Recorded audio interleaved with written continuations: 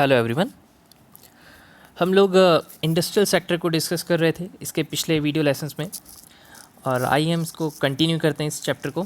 और जो अगला सेक्शन है वो है टेलीकॉम सेक्टर से रिलेटेड। सो इसके पहले वीडियो लेसन में हमने इंडस्ट्रियल सेक्टर से रिलेटेड जो भी न्यूज़ थी उनको कवर किया था। आज टेलीकॉम सेक्टर से शुरू करते हैं। उसमें जो पहली न्यूज़ है वो टेलीकॉम सेक्टर्स के बारे में, और कह रहा है कि telecom sector in India is facing huge financial crisis. हमारे देश का टेलीकॉम सेक्टर बहुत बड़े फाइनेंशियल क्राइसिस को फेस कर रहा है। सो एक्चुअली इंडिया का जो टेलीकॉम सेक्टर है वो दुनिया का सेकंड लार्जेस्ट टेलीकॉम सेक्टर है। हमारे यहाँ पे अगर हम टेली डेंसिटी देखें so it is about 90%। Urban areas में तो ये 160% से भी ज़्यादा है, वाइल रूरल एरिया में ये 60% के अंडर है। सो इंडिया में कंटिन्यूसली पॉपुलेशन बढ़ती जा रही है। डिजिटल इंडिया के कारण टेलीफोन कंपनीज़ भी बढ़ती जा रही हैं, टेली डेंसिटी बढ़ती जा रही है। इसके बाद भी टेलीकॉम कंपनीज़ जो हैं वो इंडिया में क्राइसिस में है, फाइनेंशियल क्राइसिस में है।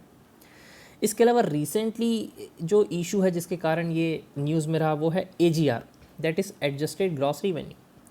और रिसेंटली सुप्रीम कोर्ट ने जजमेंट दिया कि जो एडजस्टेड ग्रॉस रिवेन्यू है वो टेलीकॉम कंपनीज़ को, गवर्नमेंट को पे करना था। और ये AGR को लेकर ही ये सारा बहुत दिनों से कॉन्फ्लिक्ट चल रहा था। तो हमें समझ लेना है कि AGR क्या होता है, एडजस्टेड ग्रॉस रिवेन्यू क्या है।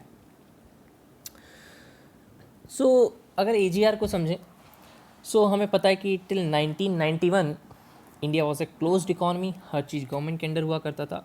Although we adopted mixed economic model, but बहुत सारी चीज़ों पे बहुत सारे रेगुलेशंस, रेस्ट्रिक्शंस हुआ करते थे। After 1991 the process of liberalisation was started. So telecom companies में को भी लिबरलाइज किया गया, टेलीकॉम सेक्टर्स को। अब अदर टेलीकॉम इंडस्ट्रीज़ को भी परमिशन दी गई कि आप इसमें इन्वेस्टमेंट कर सकते हैं, अपने खुद का कुछ नई चीज़ें शुरू कर सकते हैं। सो 1991 के बाद से लिबरलाइजेशन शुरू किया गया और बहुत सारी टेलीकॉम कंपनीज़ को ऑफ़र दिया गया कि आप भी अब टेलीकॉम सेक्टर में इन्वेस्ट कर सकते हैं। सो इसके बाद में टेलीकॉम इंडस्ट्रीज़ ने गवर्नमेंट से अप्लाई करना शुरू किया, लाइसेंस के लिए अप्लाई शुरू करना किया। सो जब टेलीकॉम कंपनीज़ ने गवर्नमेंट से लाइसेंस के लिए अप्लाई किया सो इन कंपनीज़ को, गवर्नमेंट को एक लाइसेंस फ़ी पे करनी होती है। इसके अलावा जब ये टेलीकॉम कंपनीज़ वर्क करेंगी तो जो स्पेक्ट्रम बैंड होते हैं वो भी गवर्नमेंट प्रोवाइड करती है। सो उसकी भी फ़ीस अलग से लगती है। सो ये सारी चीज़ें इन कंपनीज़ को गवर्नमेंट को पे करनी थी। लेकिन गवर्नमेंट ने एक ऑप्शन दिया इन 1999। गवर्नमेंट ने ऑप्शन दिया, give an option of revenue sharing fee model. Government ने कहा कि आप अभी हमें फ़ी मत दीजिए, जो लाइसेंस फ़ी है और जो स्पेक्ट्रम फ़ीस है, स्पेक्ट्रम चार्जेस हैं, वो भी मत दीजिए। आप वर्क करना शुरू कीजिए, फिर आपका जो भी प्रॉफिट होता है उसमें आप हमारा रेवेन्यू एस एफ ई हमको पे कर दीजिएगा। सो ये सेटलमेंट हुआ और कंपनी से वर्क करना शुरू किया। अब इसके बाद कंपनीज ने जब रेवेन्यू अर्न करना शुरू किया तो अब उस रेवेन्यू का कितना पार्ट ऐसे टैक्स और ऐसे फ़ी गवर्नमेंट को पे करना था इन कंपनीज़ को, उसी को कहा जाता है एडजस्टेड ग्रॉस रेवेन्यू। सो इसी को लेकर काफ़ी सालों से गवर्नमेंट और टेलीकॉम कंपनीज़ के बीच में मुद्दा छिड़ा हुआ है कि एडजस्टेड ग्रॉस रेवेन्यू है क्या। अब इशू क्या है, सो कंपनीज़ क्या कहती हैं, पहले हम देख लेते हैं कि गवर्नमेंट क्या कहती है। According to department of telecommunication, government कहती है कि ये जो एडजस्टेड ग्रॉस रेवेन्यू है इसका केवल ये मतलब नहीं कि आप जो टेलीकॉम सर्विसेज से जो इनकम कर रहे हो, आप जो आप अपनी सर्विसेज प्रोवाइड कर रहे हो और जो रेवेन्यू शेयर कमा रहे हो, सिर्फ वही AGR नहीं है, लेकिन इसके अलावा आप जो नॉन टेलीकॉम सोर्सेज से इनकम करते हैं, फॉर एग्जांपल आप केवल सर्विसेज नहीं दे रहे हैं, आप मोबाइल फ़ोन भी, आप मोबाइल हैंडसेट भी सेल कर रहे हैं मार्केट में, उससे भी आप कुछ रेवेन्यू कमा रहे हैं। इसके अलावा आप अपने असेट्स को सेल कर रहे हैं तो भी आप कुछ रेवेन्यू कमा रहे हैं। आपने कुछ डिपॉजिट्स किया, उस पर आपको इंटरेस्ट मिल रहा है तो भी आप रेवेन्यू कमा रहे हैं। सो गवर्नमेंट का कहना है कि आप जो AGR जो है, एडजस्टेड ग्रॉस रेवेन्यू, उसका मतलब आपकी कंपनी का जो टोटल रेवेन्यू है उसमें से हमारा शेयर। अब चाहे वो आपने टेलीकॉम सर्विसेज से कमाए हो या नॉन टेलीकॉम सर्विसेज से कमाए हो, आपने सिर्फ सर्विसेज ना दी हो, आप एसेट्स भी सेल कर रहे हैं, आप मोबाइल हैंडसेट भी सेल कर रहे हैं और काफ़ी सारी चीज़ें। वहीं टेलीकॉम कंपनीज़ क्या कहती हैं, टेलीकॉम कंपनीज़ कहती हैं नहीं, that AGR should comprise only the revenue generated by telecom services, कि हम जो हमारी टेलीकॉम सेवाएं दे रहे हैं उससे जो हम रेवेन्यू अर्न कर रहे हैं आप उसी से AGR कैलकुलेट करेंगे। सो ये काफ़ी सारा इशू था और सुप्रीम कोर्ट में मुद्दा था। तो सुप्रीम कोर्ट ने ये जजमेंट गवर्नमेंट के फेवर में सुनाया है और काफ़ी बड़ा अमाउंट इन कंपनीज़ को गवर्नमेंट को पे करने का ऑर्डर दिया है। ओके, सो ये जो टोटल अमाउंट था 1.3 लाख करोड़ था। इतना अमाउंट इन कंपनीज़ को गवर्नमेंट को पे करना था। Okay, now next news is about national broadband mission. So national broadband mission क्या है? गवर्नमेंट ने 2018 में national digital communication policy launch की थी and national broadband mission is a part of this policy. So इस mission का objective ये है कि 2022 तक हर एक विलेज में high speed broadband connection provide करना है। ये इसका मेजर ऑब्जेक्टिव है। इसके अलावा इसके कुछ सपोर्टिंग फीचर्स भी हैं, लाइक एक ब्रॉडबैंड रेडीनेस इंडेक्स तैयार करना है ताकि हम डिजिटल कम्युनिकेशन की अवेलेबिलिटी को चेक कर सकें, इंफ्रास्ट्रक्चर मेजर कर सकें। इसके अलावा creation of digital fibre map of digital communication network and infrastructure across the country. एक डिजिटल फाइबर मैप तैयार करना है और इंफ्रास्ट्रक्चर प्रोवाइड करना है। सो हमें यहाँ पे चीज़ें ये ध्यान रखनी है, जो नेशनल ब्रॉडबैंड मिशन है वो हमारी डिजिटल कम्युनिकेशन पॉलिसी का ही पार्ट है और उसका जो मेजर ऑब्जेक्टिव है वो है कि 2022 तक सारे विलेजेस में हाई स्पीड ब्रॉडबैंड कनेक्शन को प्रोवाइड करना है। इसके अलावा ये 3 प्रिंसिपल पिलर्स हैं जिस पे टिका हुआ है। सो गवर्नमेंट का कहना है कि यूनिवर्सलिटी, अफोर्डेबिलिटी एंड क्वालिटी, इन 3 चीज़ों का ध्यान रखना है और हर एक गांव तक, हर एक विलेज तक ब्रॉडबैंड कनेक्शन प्रोवाइड करना है। देन अगली न्यूज़ है के फोन। सो के फोन जो है ये केरला गवर्नमेंट का एक प्रोजेक्ट है और केरल गवर्नमेंट इस प्रोजेक्ट में ये चाहती है कि जो BPL फैमिलीज़ हैं, बिलो पॉवर्टी लाइन फैमिलीज़ हैं केरल स्टेट में, उन फैमिलीज़ को high speed free internet connection provide किया जाए। सो क्वेश्चन पूछा जा सकता है कि के फोन रिसेंटली न्यूज़ में था, किससे रिलेटेड है, किस गवर्नमेंट का प्रोजेक्ट है और क्या ऑब्जेक्टिव्स हैं। सो केरल गवर्नमेंट का प्रोजेक्ट है जो 20 लाख BPL फैमिलीज़ हैं उनको high speed free internet connection provide करना है। चलिए अगली न्यूज़ देखते हैं। अगली न्यूज़ फिर टेलीकॉम से रिलेटेड है, that DCC approves spectrum auction plan. DCC stand for digital communication commission. Digital communication commission क्या है पहले ये जान लेते हैं। सो डिजिटल कम्युनिकेशन कमीशन जो है ये डिपार्टमेंट ऑफ टेली कम्युनिकेशन में एपेक्स डिसीजन मेकिंग बॉडी है। जो टेली कम्युनिकेशन डिपार्टमेंट है वो कोई भी पॉलिसी फॉर्मुलेट करता है तो वो काम DCC को करना होता है। इस डिपार्टमेंट का बजट प्रिपेयर करने का काम DCC करता है और जितने भी पॉलिसी से रिलेटेड मेजर्स होते हैं, पॉलिसी फ्रेमवर्क होते हैं, वो सारा DCC करता है।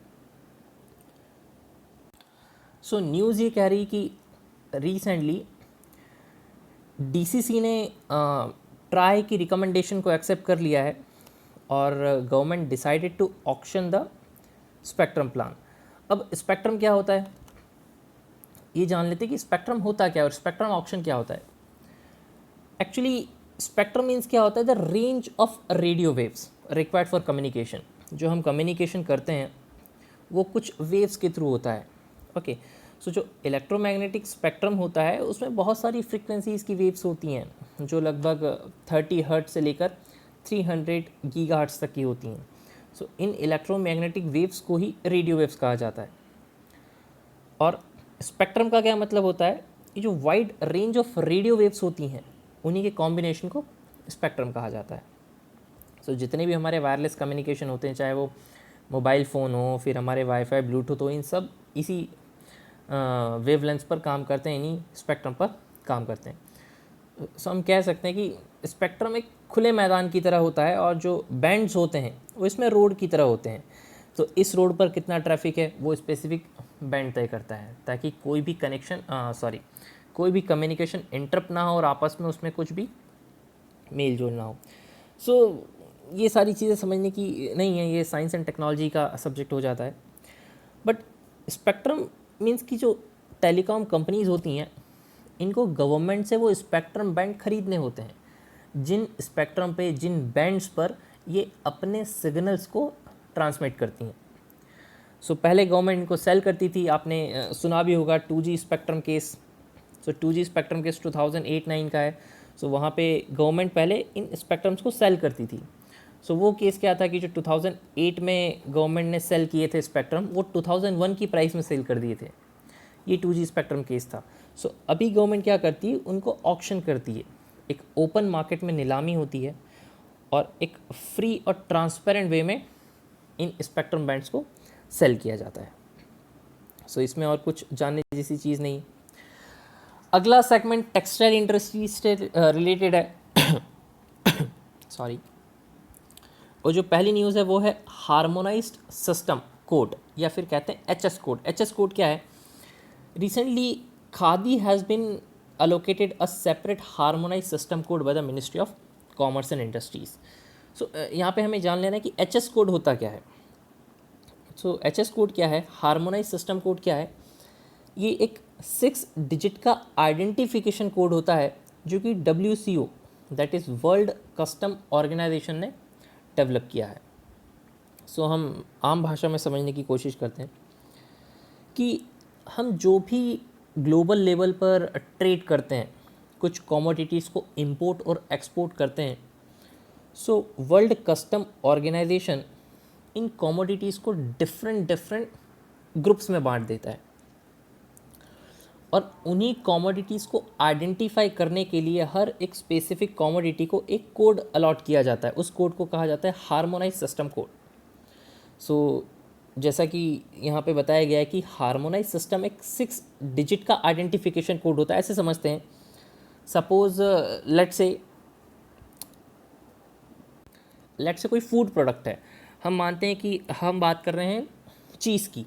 सो चीज़ को एक स्पेसिफिक हार्मोनाइज सिस्टम कोड दे रखा है। सपोज चीज़ के लिए कोड है 10 12 02। तो इसका क्या मतलब है, ये 6 डिजिट का कोड है चीज़ के लिए। अब होता क्या है, जो शुरू के जो 2 नंबर्स होते हैं ये रिप्रेजेंट करते हैं कि जो कमोडिटी है वो कौन से चैप्टर में आती है। सपोज बहुत सारे चैप्टर्स हो सकते हैं, इंपोर्ट एंड एक्सपोर्ट जो हम कर रहे हैं, जो कमोडिटीज़ का इंपोर्ट एंड एक्सपोर्ट कर रहे हैं, उनके बहुत सारे ग्रुप्स हो सकते हैं।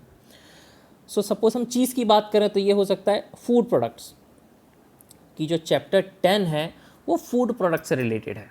ठीक है, तो एक चीज़ क्लियर आ गई कि यहाँ पे 10 है मतलब कि कोई फूड प्रोडक्ट है जिसका इंपोर्ट एक्सपोर्ट किया जा रहा है।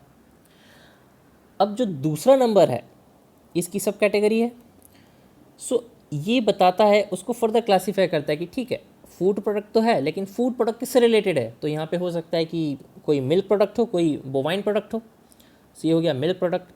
तो इन 2 चीज़ों से ये क्लियर हो गई कि पहला चैप्टर बताते हैं कि फूड प्रोडक्ट है, फिर दूसरे जो 2 नंबर हैं वो हेडिंग बताते हैं कि फूड प्रोडक्ट, और फूड प्रोडक्ट में भी क्या, तो फूड प्रोडक्ट में वो एक एनिमल फूड प्रोडक्ट है। और जो आखिरी की 2 डिजिट्स होती हैं ये रिप्रेजेंट करती हैं सब हेडिंग्स, कि पहले 2 नंबर्स ने बताया कि कौन सा चैप्टर है, तो फूड प्रोडक्ट है जिसका इंपोर्ट और एक्सपोर्ट किया जा रहा है। अगले 2 नंबर्स ने बताया जो उसकी हेडिंग है कि कौन सा फूड प्रोडक्ट है, तो एनिमल फूड प्रोडक्ट है। और लास्ट की 2 डिजिट्स जो हैं ये बताती हैं कि एनिमल फूड प्रोडक्ट में भी क्या है, तो ये चीज़ है। तो अब ये कुछ भी हो सकता है, it can be cheese, cottage paneer, butter milk, ghee etcetera, कुछ भी हो सकता है। सो हर एक कॉमोडिटी का एक स्पेसिफिक HS कोड होता है। अब ये जो खादी है, अभी तक इसके लिए कोई HS कोड नहीं हुआ करता था। सो गवर्नमेंट ने, मिनिस्ट्री ने इसको भी एक स्पेसिफिक HS कोड अलॉट कर दिया है। सो पहले क्या होता था, जब खादी को इंपोर्ट और एक्सपोर्ट करते थे तो इसे किसी और कॉमोडिटी के साथ ऐसे स्टेप नहीं पहुंचा दिया जाता था। इसकी खुद की कोई स्पेसिफिक पहचान या नॉमेनक्लेचर नहीं था। तो अब जब खादी को एक अलग HS कोड मिल गया है, सो ये खादी के पोटेंशियल को और ज़्यादा निखार सकता है, खादी का और ज़्यादा ग्लोबल लेवल पर इंपोर्ट और एक्सपोर्ट हो सकता है, और खादी को ग्लोबल लेवल पर एक पहचान मिल सकती है। तो ये है HS कोड। सो WCO में तकरीबन 200 कंट्रीज़ हैं, उन्होंने इस HS कोड को रिकॉग्नाइज़ किया है, और हर कंट्री का अलग HS कोड हो सकता है। फॉर एग्जांपल इंडिया जो है वो 8 डिजिट क्लासिफिकेशन कोड पर काम करती है। ओके, सो ये है HS कोड से रिलेटेड न्यूज़। आगे समझते हैं। फिर WCO क्या है, आप देख सकते हैं कि एक इंटरडिपेंडेंट इंटर गवर्नमेंटल बॉडी है जो कि कोशिश करती जो कस्टम एडमिनिस्ट्रेशन है उसकी इफ़िशियंसी को इन्हेंस किया जा सके। ओके अच्छा, कुछ रिलेटेड न्यूज़ दे रखी that no import in other categories without HS कोड। आम भाषा में इसको समझते हैं कि अगर हम किसी कॉमोडिटी को इम्पोर्ट करते हैं, ओके, और उस कॉमोडिटी के पास अपना खुद का कोई HS कोड नहीं है, तो उस कॉमोडिटी को टर्म दिया जाता है others commodity. For example suppose कि हम चाइना से कोई एक पेन परचेस करें, कोई भी कॉमोडिटी इंपोर्ट करवा रहे हैं और उस कॉमोडिटी का खुद का कोई HS कोड नहीं है, कोई HS कोड नॉमेनक्लेचर नहीं है, तो उस इम्पोर्टेड आइटम को अदर्स कैटेगरी में रखा जाता है, फिर उसको कहा जाता है अदर्स कॉमोडिटी। ओके, सो जो ministry of commerce and industry होती है will impose high duty on all the products categorise as others. So जिन प्रोडक्ट्स को अदर्स कैटेगरी में क्लासीफाई किया जाता है उन पे हाई ड्यूटी अप्लाई कर दी है। सो फिर जो इम्पोर्टर्स हैं वो खुद गवर्नमेंट पे प्रेशर क्रिएट करते हैं कि आप इस कॉमोडिटी को कोई एक कोड दीजिए, अपना नॉमेनक्लेचर दीजिए, ताकि हमारी कॉमोडिटी आपके मार्केट में कंपटीशन फेस कर सके या कंपटीशन क्रिएट कर सके। सो ये है HS कोड। अगली न्यूज़ टेक्सटाइल इंडस्ट्री से रिलेटेड है that recently cabinet committee on economic affair approved the setting up of national textile mission with an outlay of 1480 crore rupees. So national technical textile mission की शुरुआत की गई है। सो हमें इस मिशन की कुछ अगर इम्पोर्टेंट ऑब्जेक्टिव्स हैं वो याद रखना है और टेक्निकल टेक्सटाइल्स क्या होती हैं वो समझना है। सो टेक्निकल टेक्सटाइल्स इसका मतलब होता है कि कोई भी वो टेक्सटाइल जो कि हमारे नॉर्मल यूज़ के लिए नहीं यूज़ की जाती हैं, जो किसी स्पेसिफिक पर्पस के लिए, किसी टेक्निकल परफॉर्मेंस के लिए डिज़ाइन की जाती हैं, उन्हें टेक्निकल टेक्सटाइल्स कहा जाता है। फॉर एग्जांपल ये कोई इंजीनियरिंग टेक्सटाइल हो सकती है। फॉर एग्जांपल जो डॉक्टर्स लोग, अभी कोरोना आउटब्रेक हुआ है, सो हमने देखा होगा कि न्यूज़पेपर्स वगैरह में, न्यूज़ में, कि जो डॉक्टर्स हैं एक स्पेसिफिक टाइप की किट पहन के सारा टेस्टिंग वगैरह करते हैं। इसके अलावा जो माइंस में जो वर्कर काम करते हैं उनके कुछ अलग टेक्सटाइल्स होते हैं, कुछ कपड़े होते हैं। सो वो सारी टेक्सटाइल जिनको किसी टेक्निकल पर्पस के लिए, कुछ स्पेसिफिक पर्पस के लिए बनाया जाता है, उन्हें टेक्निकल टेक्सटाइल कहा जाता है। ओके, सो गवर्नमेंट ने एक मिशन लॉन्च किया है इसी टेक्सटाइल के लिए, that is national textile mission. अब गवर्नमेंट का ऑब्जेक्टिव क्या है, सो देखते हैं इसका ऑब्जेक्टिव क्या है। सो गवर्नमेंट चाहती है कि हमारा जो टेक्निकल टेक्सटाइल का ग्लोबल मार्केट है उसे 2024 पर 40 to 50 बिलियन US डॉलर तक पहुंचाना है। एट प्रेजेंट देखें तो हमारा मार्केट काफ़ी छोटा है, अभी रफली 15 to 16 बिलियन US डॉलर का टेक्निकल टेक्सटाइल मार्केट है इंडिया में, और हमें काफ़ी सारी ज़रूरत भी है इस टाइप की चीज़ों की, जो कोरोना आउटब्रेक में हमने फेस किया कि डॉक्टर्स के पास किट नहीं है, इक्विपमेंट्स नहीं है। सो ये मिशन है जो 4 साल के लिए लॉन्च किया गया है, और गवर्नमेंट चाहती है कि इंडिया को टेक्निकल टेक्सटाइल में एक ग्लोबल लीडर की तरह पेश किया जाए। सो ये है national technical textile mission. Then अगली न्यूज़ है प्रोजेक्ट श्योर। प्रोजेक्ट श्योर क्या है? एक्चुअली ये जो श्योर है, it stand for sustainable resolution. So ये कोई स्पेसिफिक कोई प्रोजेक्ट या फिर इसमें कुछ स्पेसिफिक ऑब्जेक्टिव्स नहीं है। Actually it is an commitment by clothing industries of India to set a sustainable pathway for Indian fashion industries. So हमारी जो टेक्सटाइल मिनिस्टर हैं उन्होंने ये काफ़ी पहले, शायद 1 या 2 साल पहले ये प्रोजेक्ट शुरू किया था। सो टेक्सटाइल मिनिस्ट्री के साथ कुछ और भी ऑर्गेनाइजेशन जुड़े हुए हैं इसमें, like clothing manufacturer association of India, united nation in India and IMG Reliance. So ये मिशन क्या है? एक्चुअली ये हमारी क्लोथिंग इंडस्ट्रीज़ की तरफ से कमिटमेंट है कि जो इंडस्ट्रीज़ है वो चाहती हैं that we will move toward fashion that contribute to the clean environment. हम ऐसी टेक्नोलॉजीज़ को यूज़ करेंगे ताकि क्लीन इन्वायरमेंट को प्रमोट कर सकें। सो ये कोई स्पेसिफिक मिशन नहीं है, ये एक प्रोजेक्ट है। हमारी क्लोथिंग इंडस्ट्रीज़ की तरफ से कमिटमेंट है कि we will move toward a fashion that will contribute to the clean environment. तो इसके अंदर ये सारी क्लोथिंग इंडस्ट्रीज़ करने क्या वाली हैं? सो क्लोथिंग इंडस्ट्री ट्राई करेंगी, try to reduce carbon emission, then resource efficiency बढ़ाने की कोशिश करेंगी, वेस्ट को टैकलिंग करने की कोशिश करेंगी, वाटर मैनेजमेंट की कोशिश करेंगी। सो ये है प्रोजेक्ट श्योर। सो गवर्नमेंट बस यही चाहती है जो सस्टेनेबल डेवलपमेंट गोल है, स्पेसिफिकली जो 12 सस्टेनेबल डेवलपमेंट गोल है उसको अचीव कर सके। सो इसमें कोई स्पेसिफिक ऑब्जेक्टिव्स नहीं है, बस ये है कि जो इंडस्ट्रीज़ हैं वो खुद से कुछ ऐसी टेक्नोलॉजीज़ को अडॉप्ट करेंगी जिससे सस्टेनेबल इन्वायरमेंट को प्रमोट किया जा सके। देन अगली न्यूज़ है मैंडेटरी पैकेजिंग इन जूट मटेरियल। कि जो जूट मटेरियल्स होते हैं, एक्चुअली जो प्लास्टिक्स हैं जो हम लोग पॉलीथीन्स यूज़ करते हैं, उसने पूरा जूट इंडस्ट्रीज़ को एक तरह से कह सकते हैं कि डिक्लाइन कर दिया है। तो हमारे पास स्पेसिफिक एक एक्ट भी है जो ये कहता है कि कुछ स्पेसिफिक जो मटेरियल हैं, फूड प्रोडक्ट्स हैं, उन्हें केवल जूट की बनी हुई कैरी बैग में ही पैक किया जा सकेगा। सो ये उसी को लेकर न्यूज़ है that cabinet committee on economic affairs has accorded its approval for mandatory packaging of food grain and sugar in jute material for the year 2019-20। सो इसमें कुछ समझने वाली चीज़ नहीं है। एक स्पेसिफिक एक्ट भी है that is jute packaging material act of 1987, और ये एक्ट का बेसिक ऑब्जेक्टिव यही था to protect the jute sector from the plastic packaging segment. Okay,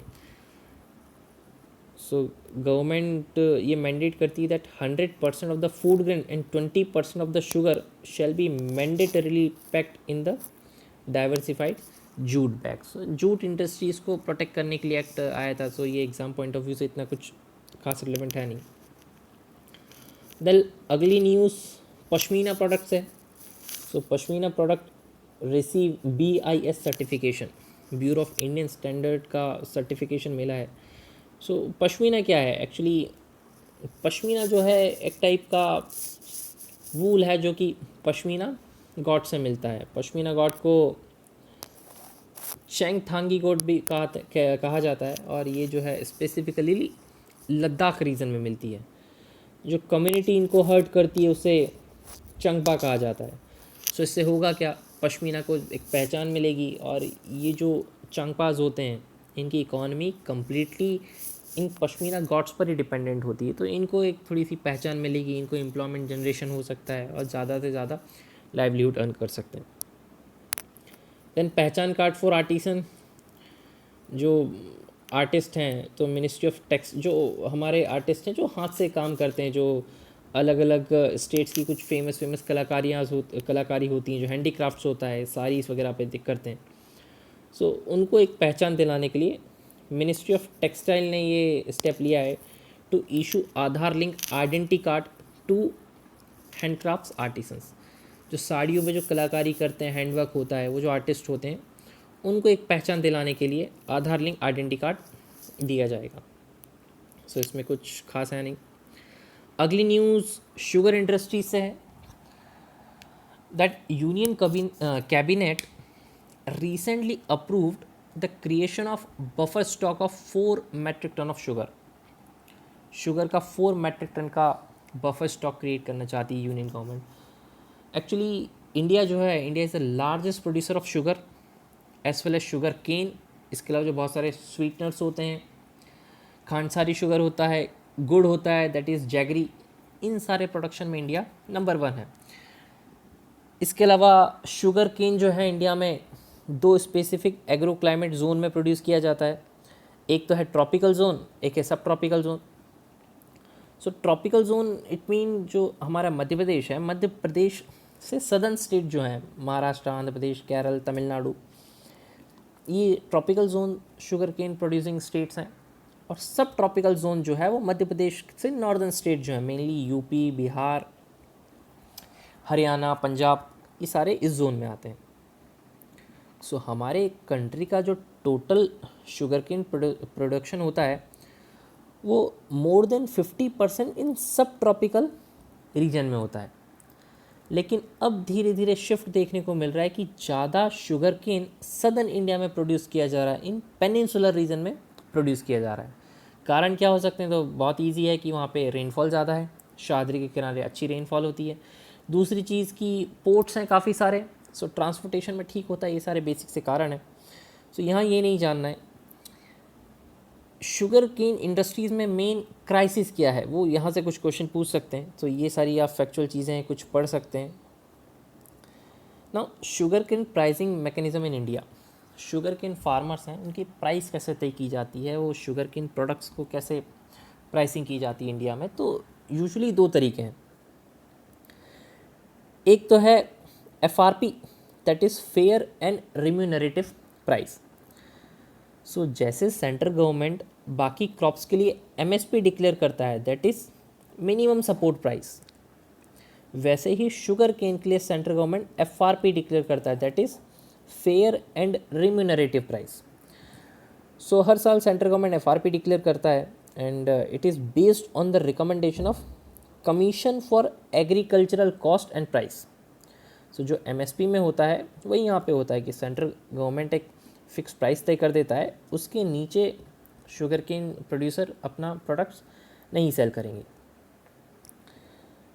लेकिन अब हर स्टेट में डाइवर्सिटी है, cost of production her state में अलग है, प्रोडक्टिविटी हर स्टेट की अलग है, हर स्टेट के अपने अपने क्राइसिस हैं। सो जो लोकल फार्मर ऑर्गेनाइजेशंस होती हैं वो स्टेट गवर्नमेंट पे काफ़ी प्रेशर डालती हैं, इसलिए जो स्टेट गवर्नमेंट्स होती हैं वो भी स्टेट एडवाइस प्राइसेस डिक्लेयर करती हैं। सो जो सेंट्रल गवर्नमेंट डिक्लेयर करती है वो है FRP, that is fair remunerative price. और सेम टाइम पे स्टेट गवर्नमेंट्स भी कुछ सॉर्ट ऑफ MSP डिक्लेयर करती हैं, उसे कहा जाता है SAP, state advice price. So usually जो SAP होता है वो FRP से थोड़ा सा ज़्यादा होता है। ओके, सो यही प्रॉब्लम बना हुआ है शुगर इंडस्ट्रीज़ में, that dual sugarcane pricing distort sugarcane and sugar economy and leads to cane price arrear. अब अगर SAP ज़्यादा है FRP से, सो जो शुगर इंडस्ट्रीज़ हैं उनको कन्फ्यूज़ में है कि अभी हम किस पे परचेस करना है, हमें FRP पे परचेस करना है, SAP पे परचेस करना है। इसके अलावा अगर शुगर केन बहुत ज़्यादा दाम पर दिया जा रहा है शुगर इंडस्ट्रीज़ को, तो फिर शुगर का जो प्राइस है वो इकॉनमी में बढ़ जाता है। फिर गवर्नमेंट काफ़ी सारे रेस्ट्रिक्शंस भी लगा रखे हैं, तो शुगर केन फार्मर्स जो हैं काफ़ी सारे डिस्ट्रेस में होते हैं। ये इनका जो पेमेंट टाइम पे नहीं हो पाता है इसी सारे डुअल रेगुलेशन के कारण, और फिर बहुत सारा एरियर एक्यूमुलेट होता रहता है। तो ये शुगर इंडस्ट्रीज़ में मेजर प्रॉब्लम है। अब यहाँ पे एक्सप्लेन करने की भी कोशिश की है that FRP without any linkage with output price become unviable. So ये मेनली प्रॉब्लम यही है कि ये जो डुअल प्राइस रेगुलेशन है ये इंडिया में सरदर्द बना हुआ है। इसके अलावा काफ़ी सारी कमिटीज़ ने ये रिकमेंडेशंस भी दी हैं कि जो SAP है उसे बंद कर देना चाहिए, ताकि जो बाकी क्रॉप्स के लिए जो MSP डिक्लेयर करती है गवर्नमेंट, उसी टाइप से FRP पर पूरे कंट्री में शुगर केन की एक ही प्राइस को तय करना चाहिए। सो ये हैं कुछ चीज़ें शुगर केन से रिलेटेड। इसके अलावा factor for fixation of FRP, जब FRP फिक्स किया जाता है तो क्या फैक्टर्स को कंसिडर किया जाता है। सो कॉस्ट ऑफ प्रोडक्शन क्या है, इंटर क्रॉप प्राइस पैरिटी क्या है, एक्सेट्रा एक्सेट्रा, ये सारी चीज़ें आप कुछ पढ़ सकते हैं, इसमें कुछ चीज़ें समझने की नहीं है। फिर लास्ट न्यूज़ जो है वो है L2PRO इंडिया। L2PRO इंडिया क्या है? Actually L2PRO is a short form of learn to protect, secure and maximize your innovation. So जो हमारे इंटेलेक्चुअल प्रॉपर्टी राइट्स होते हैं उनको बेहतरीन तरीके से समझने के लिए और सिक्योर करने के लिए ये एक मोबाइल एप्लीकेशन लॉन्च की गई है।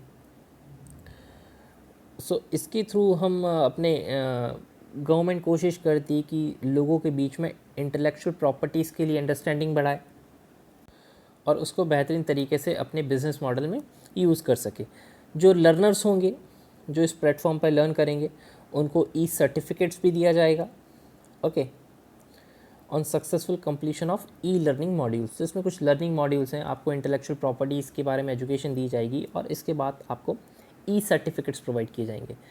सो यहाँ से क्वेश्चन बन सकता है कि L2PRO क्या है, किससे रिलेटेड है और किसने लॉन्च की है। सो ये एक वेबसाइट है जो कि department for promotion of industry and internal trade ने लॉन्च की है। इसके अलावा एक चीज़ और हम देख लेते हैं कि ये इंटेलेक्चुअल प्रॉपर्टीज़ क्या होती हैं। Okay, so intellectual property rights क्या होते हैं, IPR क्या होते हैं? Actually these are the rights given to person over creation of their mind. जो कुछ अपने माइंड से व्यक्ति जो कुछ क्रिएशन करता है, जो एक इनटेंजिबल प्रॉपर्टी होती है, उसके ऊपर कुछ राइट्स दिए जाते हैं उस क्रिएटर को, उसे कहा जाता है intellectual property right. For example copyrights, patents, trademarks, ये सब क्या हैं? ये इंटेलेक्चुअल प्रॉपर्टीज़ हैं कि किसी व्यक्ति ने अपने माइंड से कोई एक प्रॉपर्टी क्रिएट की है जो कि एक इनटेंजिबल प्रॉपर्टी है। उस प्रॉपर्टी के ऊपर उस क्रिएटर को कुछ राइट्स दिए जाते हैं कि आप इस प्रॉपर्टी को अपने से यूज़ कर सकते हैं, right to use your property over a certain period of time. For example कोई एक पेटेंट है, कॉपीराइट है, कोई एक ट्रेडमार्क है। सो ये ट्रेडमार्क किसी एक स्पेसिफिक इंडस्ट्री का है कि इस ट्रेडमार्क को कोई और इंडस्ट्री अपने से यूज़ नहीं कर सकती। कॉपीराइट्स होते हैं, किसी भी कंपनी का कॉपीराइट है, सो उस कंटेंट को कोई और यूज़ नहीं कर सकता। कॉपीराइट यूजुअली जो है लिटरेरी वर्क के लिए दिया जाता है। सो कोई एक बुक है, उस पर किसी ऑथर का कॉपीराइट है, सो आप उस ऑथर की परमिशन के बिना उस बुक को कहीं और प्रिंट नहीं कर सकते। सो ये होता है इंटेलेक्चुअल प्रॉपर्टी राइट। सो इन्हीं इंटेलेक्चुअल प्रॉपर्टी राइट्स की समझ को बढ़ाने के लिए ये इनिशिएटिव लिया है, दैट इज़ L2PRO। सो इस सेशन को यहीं एंड करते हैं। अगले सेशन में हम लोग नेक्स्ट सेगमेंट डिस्कस करेंगे, that is infrastructure. So thank you so much.